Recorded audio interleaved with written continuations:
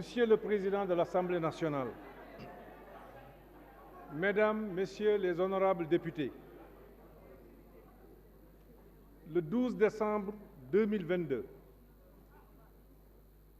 je me suis présenté devant cette auguste Assemblée pour exposer à la Nation, à travers ces honorables représentants que vous êtes, la déclaration de politique gouvernementale déclinant les orientations du président Macky Sall. Ce rituel républicain que j'ai eu le privilège d'accomplir devant vous m'a permis de vous partager avec humilité et respect l'état d'esprit qui anime l'action de ce gouvernement d'action et de combat pour la satisfaction des besoins de nos compatriotes à travers 3 orientations primordiales qui font de notre gouvernement. Premièrement, un gouvernement de consolidation en résonance avec les réalisations majeures déjà enregistrées. Un gouvernement en synergie avec les populations, à l'écoute de leurs besoins. Un gouvernement résolument engagé qui trace un sillon vers l'émergence. Aujourd'hui, je reviens avec le même état d'esprit, en compagnie de l'ensemble des membres du gouvernement, pour sacrifier à un autre rituel démocratique, celui prévu à l'article 86 de notre Constitution, qui encadre la motion de censure spontanée, introduite par les honorables députés du groupe parlementaire Yewwi Askan Wi. Cette motion de censure appelle de ma part quelques observations préjudicielles. Cette motion de censure a été qualifiée par ses auteurs, que je cite, motion de défiance à l'égard du Premier ministre, qui n'a pas voulu se soumettre à un vote de confiance des députés. Fin de citation. Cette qualification inadéquate se fonde sur la volonté de transformer en obligation ce que l'article 55 de notre Constitution considère comme une faculté laissée à l'appréciation du Premier ministre. Je cite, « Après sa nomination, le Premier ministre fait sa déclaration de politique générale devant l'Assemblée nationale. Cette déclaration est suivie d'un débat qui peut, à la demande du Premier ministre, donner lieu à un vote de confiance. » Fin de citation. Cette prérogative, qui consiste pour le Premier ministre à provoquer le vote de confiance, est différente de la motion de censure qui nous réunit aujourd'hui. Le fait pour eux d'écrire, je cite, « Refuser de poser la question de confiance à la suite de sa déclaration de politique générale signifie que le Premier ministre a décidé de bloquer la démocratie par une attitude de défiance à la légitimité du suffrage universel. » Fin de citation. Constitue, pour ceux qui maîtrisent les rouages de la communication, une véritable distorsion de langage. Les rédacteurs de ce texte ont transformé une faculté en obligation, ce qui révèle leur niveau de compréhension de l'article 55 de la Constitution. Mais au-delà, ils procèdent à une lecture de pensée en ce qu'ils expriment, eux, ce que le Premier ministre a décidé de faire, interprétation qui est bien évidemment totalement erronée. Les honorables auteurs de cette motion de défiance, comme ils l'appellent eux-mêmes, auraient pu se passer d'un lien inexistant entre ces 2 dispositions et se satisfaire de celle de l'article 86 qui leur confère un fondement autonome et suffisant. La lecture de l'exposé des motifs traduit une rédaction hâtive au contenu déconnecté de la déclaration de politique générale. Cette motion paraît avoir été rédigée avant la dite déclaration et rattachée artificiellement, non à son contenu, mais à leurs attentes déçues. L'analyse que ces auteurs qualifient de motion de censure révèle en effet des distorsions et des projections fondées sur des biais cognitifs. Les rédacteurs pratiquent, dans un style trop direct, la pensée sélective en filtrant les informations qui sont en contradiction avec leurs croyances et en ne gardant que les informations qui vont dans le même sens.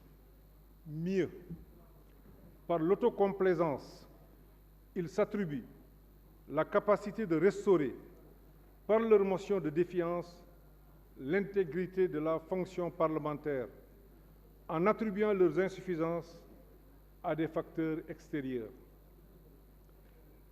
Il n'est inconnu d'aucun de nos concitoyens que vous, rédacteurs de cette motion, et vos partisans, avez pris l'engagement de rendre le pays ingouvernable.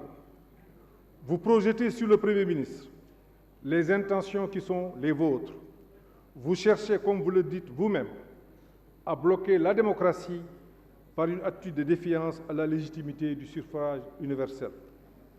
Ce suffrage universel par lequel le président Macky Sall a été élu et qui lui confère le droit constitutionnel de nommer un Premier ministre pour mettre en œuvre la politique qu'il a définie. Tous nos compatriotes savent que nous ne sommes pas en cohabitation structurellement impossible dans notre régime politique, qui n'est pas un régime parlementaire, mais plutôt un régime dont la clé de voûte est le président de la République, élu du peuple dans son indivisibilité. L'exercice du pouvoir est très sérieux pour être traité avec autant de légèreté et une quête permanente de coups d'éclat. Lorsque les critiques cessent d'être positives et constructives pour devenir systématiques et automatiques, elles perdent de leur crédibilité et de leur légitimité. Votre auguste Assemblée, à travers une forte majorité, a adopté le budget que notre gouvernement lui avait soumis il y a moins d'une semaine. Cette adoption du budget à une majorité aussi confortable constitue en soi une marque de confiance à l'égard de notre gouvernement. Aussi, est-il curieux qu'une motion de censure soit déposée avant même que ce budget ne connaisse un début d'exécution, à moins qu'il ne s'agisse d'une volonté de vouloir jeter le discrédit sur nos institutions. Notre pays ne mérite vraiment pas cela. Notre pays ne mérite vraiment pas cela. Venons-en à présent, au fond, ou pour ce qui en tient lieu. Contrairement à vos allégations, le gouvernement, dont j'ai la confiance par le président Macky Sall, l'honneur et la responsabilité de coordonner l'action, est au service exclusif de nos concitoyens. Vous, comme nous, savez que les Sénégalaises et les Sénégalais veulent la rupture. Oui, la rupture avec cette manière de faire de la politique, fondée sur le blocage systématique des institutions, ce qui rend les populations peu fières. La rupture pour aller vers une démocratie apaisée, dans laquelle les politiciens ont de la hauteur et traitent avec respect et bienveillance leurs collègues, les institutions, leurs concitoyens et les pays partenaires du Sénégal. La rupture, en mettant l'intérêt supérieur du Sénégal au-delà de toute considération partisane, avec intelligence et organisation et méthode, et non en cultivant la haine et l'adversité, la colère et les calomnies, les invectives et les médisances, les subversions et les transgressions. La rupture, en consolidant l'état de droit, avec une justice qui protège les plus faibles, qui garantit sans complaisance la sécurité et l'intégrité du territoire. La rupture pour construire avec conscience et bienveillance une nation prospère et en paix. La rupture ne signifie pas la cécité volontaire pour refuser de voir des résultats tangibles et patents, des résultats qui profitent à nos compatriotes en matière de santé, de bien-être, de mobilité, de formation, de sécurité et de respect de leur dignité. La rupture ne signifie pas non plus le fait de se mettre des œillères pour rejeter ou disqualifier tout ce que vous n'avez pas réalisé, parce que vous n'avez pas encore l'opportunité d'avoir des réalisations à votre actif. Le peuple attend de nous tous une attitude plus patriotique, plus républicaine, plus démocratique, une attitude plus intelligente. Le peuple vous observe, nous observe, mais vous préférez peut-être rester sourd à ces alertes incessantes face aux nouvelles pratiques que vous avez introduites dans le champ politique et dans lesquelles le peuple ne se retrouve point. Libérez le peuple, Yewwi Leen Askan Wi, de la désinformation, de la manipulation, de l'arrogance comme mode de communication politicienne. Libérez le peuple, Yewwi Leen Askan Wi, de la violence verbale, morale et physique comme moyen de pression politique. Libérez le peuple, Yewwi Leen Askan Wi, de l'impertinence, de l'intempérance et de la communication nébuleuse. Libérez le peuple, Yewwi Leen Askan Wi, du discours de haine et de xénophobie à l'endroit des pays frères et amis partenaires du Sénégal qui contribuent à notre effort de développement. Vous pouvez ne pas être d'accord avec notre politique parce que peut-être vous pensez pouvoir faire autant ou mieux. Vous en avez le droit, certes, mais ce n'est pas une raison de renoncer à l'appréciation lucide et clairvoyante. En levant le filtre sur vos observations, vous constaterez que les préoccupations des populations sont largement prises en compte par notre gouvernement en matière de lutte contre la faim et la pauvreté, d'amélioration de la performance de l'administration, de gouvernance transparente, d'éducation et de formation, de santé et de bien-être, de satisfaction des préoccupations des Sénégalais de l'extérieur, de gestion concertée de nos ressources naturelles. En définitive, il s'agit bien d'un gouvernement à l'écoute des besoins des populations et résolument engagé vers l'émergence. Honorables députés du peuple, l'exposé des motifs de la motion de défiance qui est soumise est plus qu'un discours de campagne électorale réchauffé.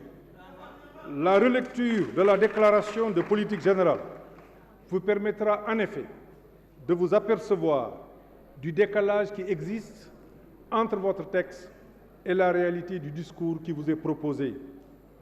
Comme je l'ai dit lundi dernier, je cite, « La configuration actuelle de l'Assemblée nationale nous lance un énorme défi de conscience, de responsabilité et nous invite à cultiver l'art du dialogue contradictoire autant que cela sera nécessaire. Les lois et les décisions d'importance cruciale seront prises à ce que je pourrais appeler la majorité responsable et consciente. Je pense à cette majorité qui a la capacité de s'élever pour transcender les clivages crypto-personnels, les divergences partisanes, l'adversité gratuite, les intérêts éphémères, pour mettre au-dessus de toute considération en vue de le faire triompher l'intérêt supérieur du Sénégal. » Fin de citation. Vous êtes interpellés dans votre conscience pour laisser au gouvernement le soin de continuer son travail sous votre contrôle vigilant et l'évaluer sur la base de ses promesses, comme vous y invite la Constitution. Notre pays est à la croisée des chemins. Le temps est celui de l'engagement et de l'action intelligente au regard des enjeux économiques, environnementaux, socioculturels, sécuritaires qui défient tous les États du monde.